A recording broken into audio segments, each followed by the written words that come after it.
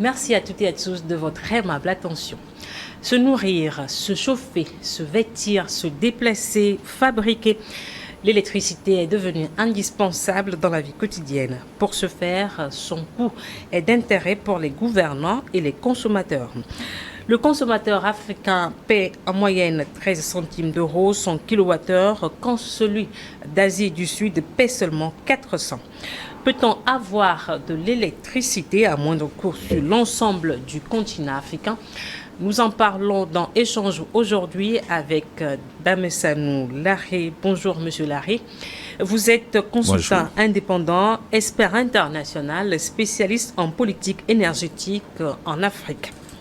Alors, les tarifs auxquels sont soumis les pays africains sont parmi les plus élevés de la planète. Comment expliquer ces factures parfois faramineuses? Merci beaucoup, madame, et merci particulièrement à New World TV pour m'avoir invité à contribuer si soit peu à ce que je connaisse par rapport au système énergétique des pays africains, et particulièrement de l'Afrique de l'Ouest et du Togo. Je réponds d'abord en disant que l'Afrique regorge beaucoup de ressources énergétiques inépuisables. Nous avons du soleil qui est gratuitement donné par la nature, par Dieu. Et nous avons de l'eau qui coule dans les rivières. Nous avons du vent qui souffle, tout ça, ça peut être servi pour être exploité comme source d'énergie, et particulièrement des énergies propres, énergies renouvelables. Donc je disais que l'énergie solaire, ça permet de développer l'énergie photovoltaïque. C'est des systèmes photovoltaïques solaires qui sont installés et qui sont exposés au soleil, qui transforment, qui convertissent l'énergie solaire en énergie électrique et qui puissent être servis pour produire de l'électricité à toute la population togolaise. Donc l'exemple est donné au niveau de la centrale solaire de Blita, qui est une centrale qui utilise des panneaux solaires et qui produit de l'électricité. Cette électricité est injectée dans le réseau national de la CEB-CET. Et donc, il y a aussi les cours d'eau. Nous avons le barrage hydroélectrique de Nangbeto qui produit de l'électricité pour injecter dans le réseau et qui permet à cette énergie-là d'arriver jusqu'au nord du Togo. Nous avons l'éolien, malheureusement, qui n'est pas trop développé au Togo, à petite échelle au niveau des privés. Et donc, pourquoi cette différence dans la consommation des énergies, dans le paiement? Ces factures, oui. Cette facture, pourquoi cette facture différente dans chaque pays? Oui, effectivement. Non, pas différente dans chaque pays, mais est élevée sur l'ensemble du continent africain. Oui, c'est élevé par rapport à l'Asie, par rapport à l'Europe, par rapport aux autres continents, tout simplement parce que nous sommes dépendants. Nous ne produisons pas assez d'électricité pour nos populations. Avant, on disait qu'on n'avait pas la technologie, que l'Afrique n'avait pas la technologie. Aujourd'hui, nous avons des experts, nous avons des ingénieurs qui puissent. Mais le problème se pose au niveau des finances. Installer une usine qui va pouvoir produire de l'énergie électrique à base du solaire, ça demande plusieurs étapes. La première étape, c'est d'identifier les sites qui vont bénéficier. La deuxième étape, c'est de pouvoir faire les études de faisabilité. Chercher le financement. C'est-à-dire, après les études de faisabilité, il faut vendre la marchandise. Il faut vendre le projet. Donc, le projet ne se vend pas au marché. Il faut chercher les bailleurs de fonds. Il faut aller vers les institutions, par exemple la Banque mondiale, l'Union européenne, l'AFD, la BAD, la Banque africaine de développement, etc., la Banque mondiale. Et donc, tout ça, là, vous savez que dans nos pays africains, c'est difficile de mobiliser ces ressources financières. Pourquoi? Pourquoi? Parce que nous ne représentons pas beaucoup dans le commerce international. C'est ça qui fait le premier défaut, c'est ça. L'Afrique ne pèse pas beaucoup dans la balance commerciale par rapport à l'Europe, par rapport aux États-Unis, par rapport à l'Asie, la Chine. Nous n'occupons pas un grand pourcentage dans le marché, dans le commerce. Donc, il faut tendre la main. Et vous savez, souvent, il y a un adage africain qui dit que la main qui est tendue, qui demande, est souvent la main la plus faible. Et donc, lorsqu'on viendra nous assister à installer ces centrales solaires, ces centrales hydroélectriques, ces centrales à biogaz, ces centrales à biomasse, etc., c'est de l'argent. Et l'Afrique n'a pas cet argent.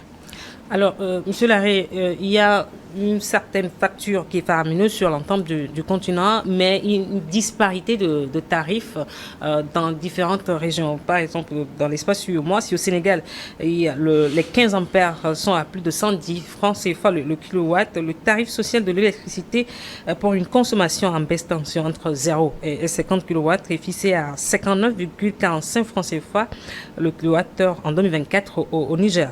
Comment est-ce que les prix de l'électricité sont déterminés dans ces pays-là?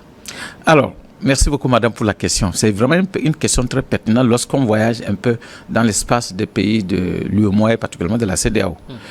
Les prix ne sont pas uniformes. Par contre, les pays au niveau de la CEDEAO, il y a un livre blanc qui essaie d'harmoniser les politiques énergétiques. Le livre blanc de la CEDEAO, qui a été édité, élaboré depuis dans les années 2008-2010. Et donc, cette stratégie qui a été développée par la CEDEAO, en principe, recommandait à ce que chaque pays membre soit obligé de s'aligner sur les tarifs de toute la population, comme on appelle, de tous les autres pays, pardon. Et donc, nous n'avons pas pu harmoniser ça parce que nous n'avons pas les mêmes sources de production ou d'approvisionnement en énergie électrique. Nous, je vous donne l'exemple de le Bénin et le Togo qui sont en communauté électrique par le biais de la CEB, la communauté électrique du Bénin, dont le siège est à Lomé, où le Bénin et le Togo se sont associés pour acheter de l'électricité de l'extérieur. Parce que nous ne sommes pas autosuffisants.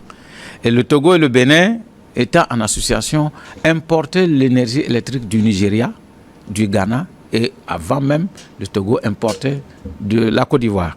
Bon, à un moment donné, la Côte d'Ivoire a retiré son pourcentage. Le Ghana aussi est en train de demander, vu sa demande nationale élevée, donc en train de demander à aussi retirer la fourniture qu'il met à la disposition des deux pays. Donc il ne reste que le Nigeria, avec le gaz et le gazoduc qui permet de tourner nos centrales thermiques. Donc à ce niveau, je peux justifier que c'est compte tenu des différentes sources que nous produisons de l'énergie électrique qui donne cette différence dans les prix, dans les tarifs. Lorsque vous êtes autosuffisant, vous êtes libre de fixer vos prix. Mais lorsque vous importez tout de l'extérieur, vous êtes sujet au prix que vous importez. Vous ne pouvez pas importer de l'énergie, par exemple, à $1,50 et le vendre à 0,5 $. Il n'y a pas de subvention, il n'y a pas de subvention en matière d'électricité. Souvent, il y a la subvention. Par exemple, au Togo, le Togo a subventionné l'énergie électrique. Si la société devait vraiment facturer le client au kilowattheure selon le vrai prix, c'est qu'on devait être autour de 180 à 200 le kilowattheure. Mais le Togo a fait un effort, le gouvernement a fait un effort pour subventionner cette énergie-là, comme il le fait aussi avec les autres énergies comme le carburant. Vous voyez qu'au niveau du carburant, des fois, comme nous sommes sujets à importer tout de l'extérieur, lorsque le dollar fluctue, le dollar monte, le Togo est obligé de monter le prix des produits pétroliers.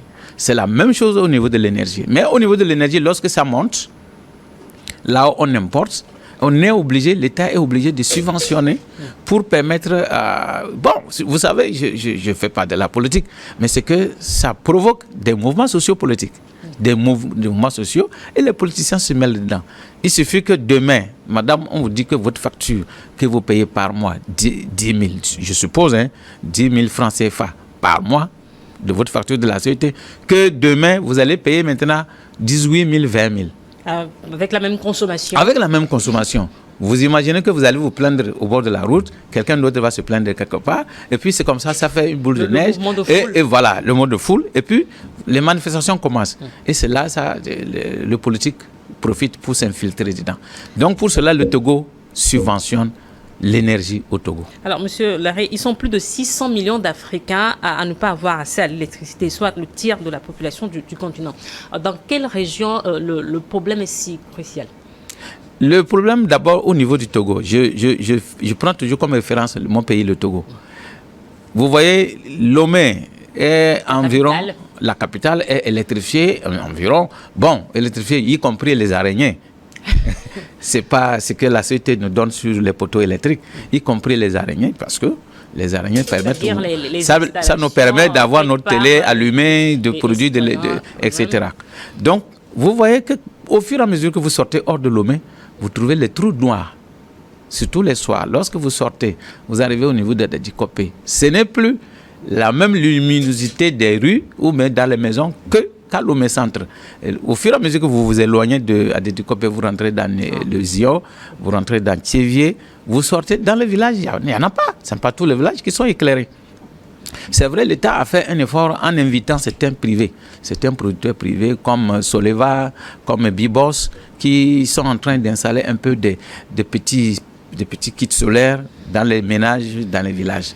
Bon, en attendant de grands projets d'extension comme Tinga, qui est en train de se développer le projet Tinga, qui est en train de se déployer dans les grandes villes et particulièrement dans les zones périphériques ou pourquoi pas dans les grands cantons où il y a des petites agglomérations un peu rurales.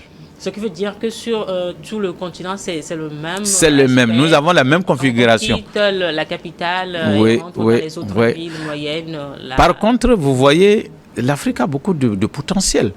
Vous arrivez, si vous êtes en vol d'avion et vous planez pour descendre vers Conakry, vous allez voir que la Guinée seule peut électrifier toute l'Afrique de l'Ouest. On peut installer des barrages hydroélectriques partout en Guinée. Nous avons des cours d'eau qui s'étendent à perte de vue.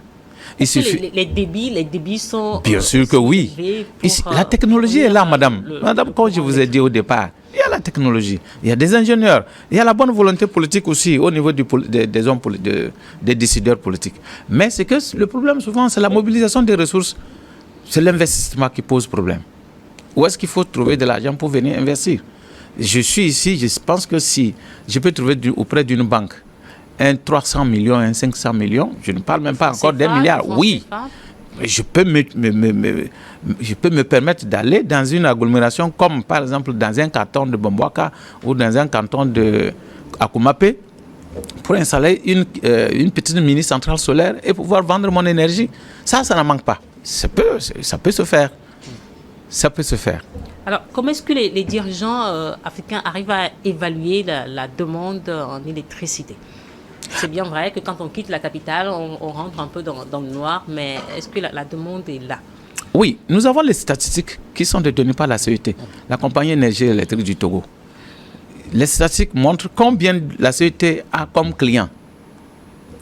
Et ensuite, il y a souvent des petites études qui sont faites par le gouvernement, peut-être je crois que ce n'est pas régulier, mais qui permettent d'identifier en dehors de ceux qui sont branchés officiellement sur le réseau de la CET. Je parlais tout de suite aussi des araignées. Ça fait partie de la comptabilité de l'actif de la CET. Et ensuite, nous avons aussi des recensements, la croissance démographique qui permet de savoir, le Togo comptait par exemple en 2010 moins de 6 millions d'habitants. Aujourd'hui, je pense que, y compris les étrangers qui sont au Togo, nous tournons autour de 8,5 voire 9 millions d'habitants. Ces 9 millions d'habitants doivent se vêtir, doivent se nourrir, doivent s'éclairer. Vous voyez, il y a des besoins. Lorsqu'on essaie d'extrapoler en matière de statistiques, on constate qu'il y a beaucoup plus de demandes qui s'ajoutent chaque année, puisque la population s'accroît. Alors, M. Larry, est-ce que le tarif que les consommateurs payent n'est pas toujours synonyme de qualité? Dans certains pays comme le Nigeria, qui bat toujours ses records, ils vont jusqu'à 260 heures de coupure dans un même mois. Comment est-ce que ce défi peut être relevé? Alors, ce défi peut être relevé tout simplement si l'État a des moyens qui produisent et qui satisfont la demande. Vous voyez, il y a baisse de tension. Lorsque je vais raisonner en termes techniques, s'il y a baisse de tension, c'est parce que la demande est plus forte que l'offre. Je vous donne un exemple banal, tel à terre, pour ne pas parler en tant qu'électricien.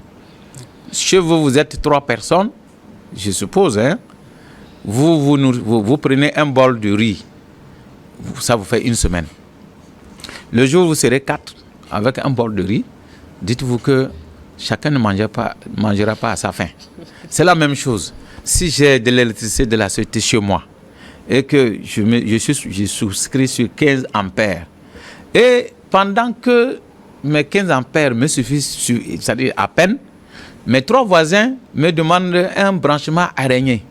Vous avez compris? Ça veut dire que c'est des récepteurs. Informel. C'est de l'informel. Mais c'est qu'ils doivent consommer moins mon courant. Le courant que j'ai pris auprès de la société, moi, je vais partager ça avec eux. Donc, vous voyez que la demande, il y a beaucoup de bouches à nourrir. Ils vont installer des frigos, ils vont installer des ventilateurs, ils vont avoir des lampes à installer, à éclairer la nuit. Donc, vous voyez que mes 15 ampères ne suffiront plus suffisamment. Laissez-moi le mot comme ça, pour satisfaire les autres. Ne couvrons plus suffisamment. Couvrir, ça ne pourra plus couvrir, par exemple, la demande des autres voisins ou des 3 autres voisins. Donc, d'où la nécessité, vous allez voir que dans le temps, au moment où on utilisait les lampes néon, lorsque vous avez insuffisance de courant électrique dans vos câbles, dans votre réseau, sur votre ligne, vous allez voir qu'à partir de 15h, 16h, si vous n'allumez pas et que les gens commencent par allumer, vous ne pourrez plus allumer vos lampes. Parce que ça demandait une certaine... Voilà, donc heureusement aujourd'hui on a des LED qui prennent d'un seul coup. Nous allons marquer une pause et revenir le temps après le journal.